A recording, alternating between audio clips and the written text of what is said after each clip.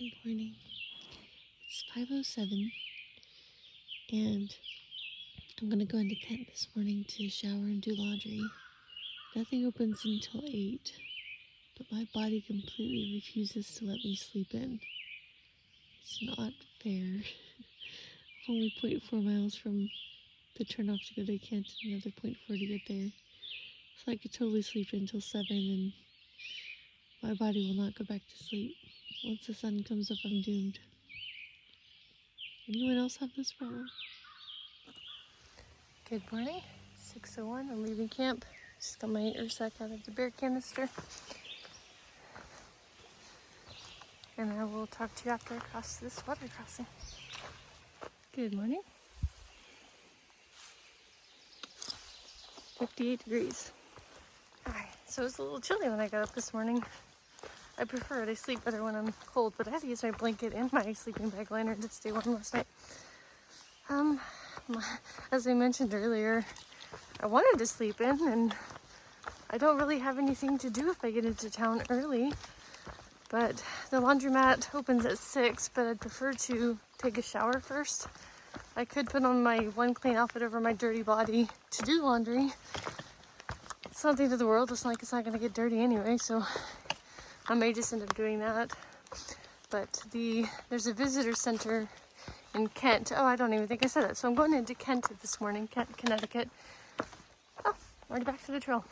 And they have a visitor center that has outdoor coin-operated showers and an IGA store, grocery store. Both of those open at 8. I can charge my electronics at the visitor center. So the only thing there is to do is, I guess, laundry if I'm early, but my body won't let me sleep in. I laid there since, I don't know, 4:45, and you know, I just see a hint of sunlight coming over the horizon, and my body just wakes up. Like, I can be as tired as I want, and somehow I lack the ability to be able to sleep in. It's not fair. All right, rock vomit. Well, the one thing, I'll talk to you in a minute. Let me get through this. Okay, made it to some not super rocky ground for a minute. So yesterday, the second to last descent before I got to camp was super rocky. I called it rock vomit in the video. When I started, I climbed on that, and then when I started to go up the next one, my right ankle was sore for about 5 minutes on the right side, and then it went away. I did try to just walk cautiously. I wasn't in any hurry. I got to camp early. I was just trying to be careful. And then when I got to camp, I got up twice after I got to camp. Once to use the Privian, once to brush my teeth and put my bear bag in the box. And it didn't hurt at all either one of those times, and I kind of forgot about it. Oops. Hat got caught on a branch. So upon getting up this morning, same thing, it hurt for about 5 minutes. Now I don't really notice it. So I'm going to try to be careful, and maybe I can get a bracer stabilizer or something for that in town. I tried to tighten my shoe on the right side really well, but I don't have any ankle support in these shoes, so I don't think it'll make a difference. So I just wanted to say that. So 0.4 miles to get to the turnoff to go into Kent, and then 0.4 miles till I get to Kent, but then I don't actually know the distance from when I get into Kent where the laundromat and all that stuff is. So I'm not in any hurry because I woke up early and I didn't need to. Anyway, have a great day, everybody. More rock vomit. Wonder if this is what we can expect from Connecticut. Made it to the road. So I'll get on the AT there. I just had to see which direction to go to get to Kent. Alright, figured out which way to go to get to Kent. And apparently it's 0.8 miles off trail, not 0.4. Man, I don't know what I was looking at to make me think that. But, you know, it's a good thing I woke up early then, huh? I passed a hiker friend of mine, Clutch, who was leaving Kent and looking to get back on the trail. I was showing her where to go. She goes, "Honey, you know nothing in Kent opens till 8, right?" I'm like, "Yeah, I know. But I can't sleep in. My body won't sleep in." She said she has the same problem. So it's not just me. 55 degrees now. I'm approaching Kent. So I'm still just thinking, not much to do out here other than thinking. So my thoughts have been that accomplishing this through hike is a matter of luck, even more than it is someone's mental and physical abilities. So two people who started hiking on the same day as me have had to get off trail, and both requiring surgical intervention. So they're not going to be able to complete their hike, their through hike, probably. I mean, I can't say for sure. And by definition, for the AT, a through hike is you have to walk the entire AT in 12 months. Not a calendar year, but 12-month period. So I guess one of them has the option. The girl that had to get her knee surgically repaired probably will not be able to complete her hike. So both of them have gotten almost this far. I think they were about this far when they got off. One of my friends got off in Pennsylvania, but they, mentally they had it in them, but it was just luck. And no matter how careful you are out here, accidents happen. That's why they're called accidents. So I don't know. It makes me sad because something happens to me and I can't complete it. This trail is hard and I don't think I would want to try again, which literally means I would not achieve my goal. So it's just luck, you guys. So I don't know. It's depressing to think that my willpower can't get me through something like that. All right. I think I'm starting to see things ahead. This is outside of Kent School. Beautiful.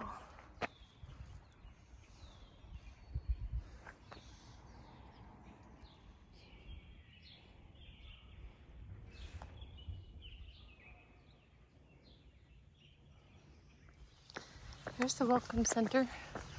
I'm gonna see if the showers are open, even though the welcome center is not.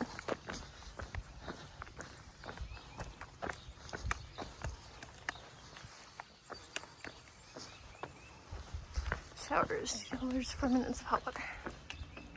Okay, I happen to have enough quarters. There's the shower. Alrighty, I already have my soap in my bag, ready to go. Let's take a shower. I finished my shower. 4 minutes was plenty. Of course, I didn't get to wash my hair in 4 minutes, but I didn't have shampoo or conditioner anyway. So now I'm looking for laundry. Oh, did I pass it? Should be down here somewhere. Maybe that building.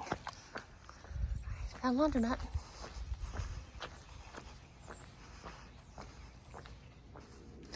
I just put my clothes in the dryer. We have to stay outside. Laundry soap didn't even get put in, and my clothes are drenched. These two I don't put in the dryer, but my other clothes were I could wring water out of them. The washers suck. At least that one did. And I'd have to pay more, I guess, to run the spin cycle again. I'm not even sure. So I might be here a while trying to dry those clothes. I'm back at the visitor center. They have outlets. So I'm charging my stuff under there. There's trash cans over there. Drying my hoodie out in the sun. And just eating breakfast. Oh, just say bathrooms. Store. Everything there was ridiculously expensive, but I really, really, really needed electrolytes, and now I'm super happy.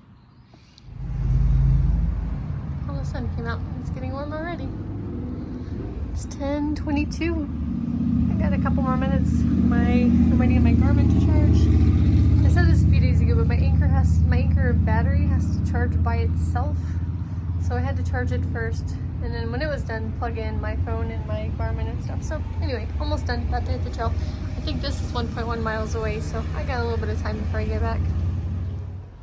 Alright, I lied. I'm gonna wait a little longer. There's a pharmacy that opens at 11. I'm gonna see if they have something I can wrap and go with. Just walking here, it's a little sore and I want to be safe. It's 11:55 and I'm finally leaving Kent. The pharmacy was supposed to open at 11. It opened at 11:30. So I decided, well, while I'm waiting, I'll walk over and get some coffee. It's a coffee shop. Probably 20 people in there. A group of bikers had came in. Only one employee. So I'm like, not worth it. So then I decided to stop at the gas station. I'll pack out some coffee, which means I have to carry around the trash, but that's okay. It's already hot and sunny out here. It's 12:13. Made it back to the trail. Man, it's sunny out here. Oh, I don't have to climb the thing. Sweet. Looks like I gotta walk through a field. I think I have some really steep climbs today. Well, that steep uphill is just like the downhill. Rock vomit. I have an ankle brace on. I'll take it slow. A lot of rocks up there.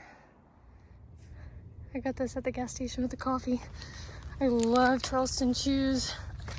They're not so easy to come by. But I can't wait to dig in. But just had coffee with like vanilla cappuccino. So I don't need the sugar yet. So I'm gonna wait until I do, but I really just want to dig in. It's all hot and melted at this point. Oh yeah, speaking of which, it's, try to look at my thermometer here. Oh, it says it's 82. It feels a lot hotter than that. It feels like it's in the 90s, but I don't know. I did climb a mountain, so it's probably cooler up here than it was in town in the sun. It's so beautiful and lush green in here. There's not a bunch of bushes. It's just really pretty. Not that I don't like bushes, but something peaceful about it. Hey guys, just stopped to change back into my sun hoodie. I should have done it in town. I don't know what I was thinking, but it's just an exposed sunny ridgeline. It has been, plus the road walk down here, and I covered my neck with the towel, and I'm just tired of doing it, so I don't know why people call it a green tunnel. It's exposed sunny ridgeline. It's not a green tunnel. But anyway, don't want to get sunburned, so I changed. Made it to the top of that steep climb. Caleb's Peak, sorry. And this is Caleb's Rock. Looks like some view down there.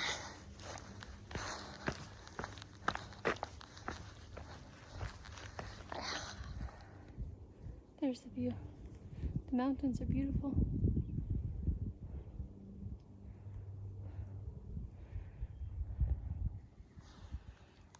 Trail goes that way.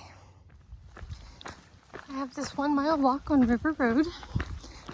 That descent from Caleb's Peak, man, that sucked.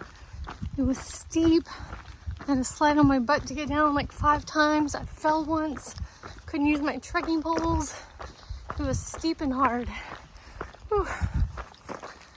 I was never even at a stable place to record or show you. The guy behind me cursed a little bit. But I made it. Both my knees are sore now.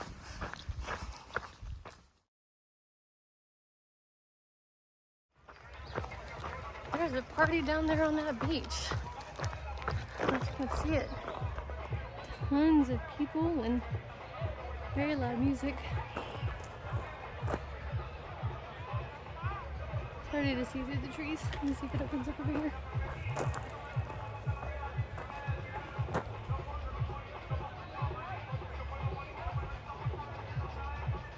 Cool.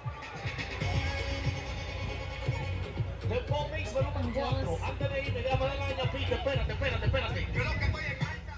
It's 4:04.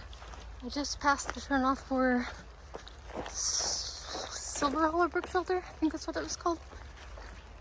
I think I'm gonna push 3.3 miles to a campsite. Might be Stony Hollow Brook Shelter. And then the campsite is Silver. Dude, I don't remember.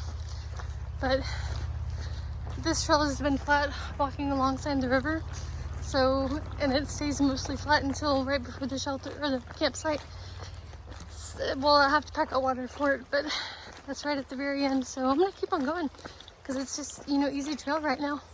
Gotta take advantage.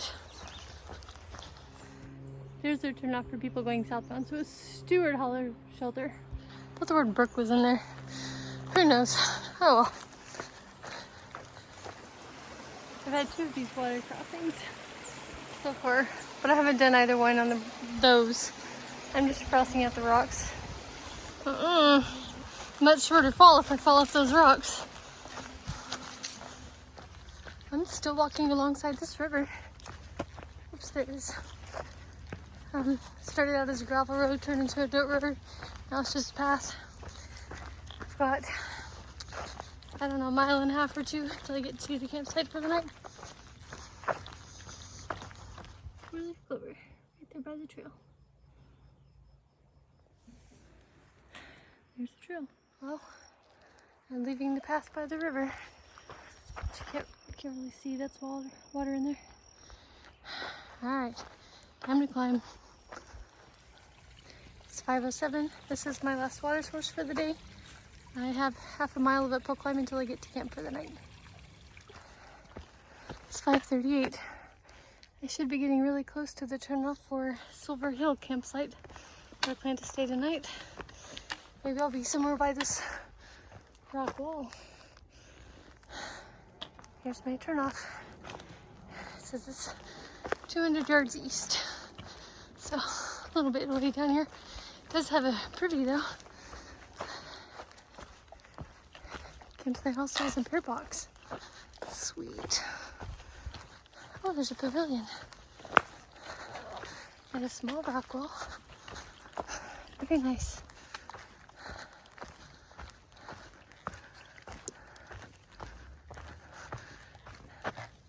A swinging bench. Pavilion. Pretty. Someone in here's gonna be home for the night. Hey guys, set up in the tent. Ready to go. Sleeping pad, blanket. This is the shirt I had on earlier. I hung it up to dry because it was a little bit sweaty. I think there's 3 or 4 other tenters here. I hope you are all doing well. Good night.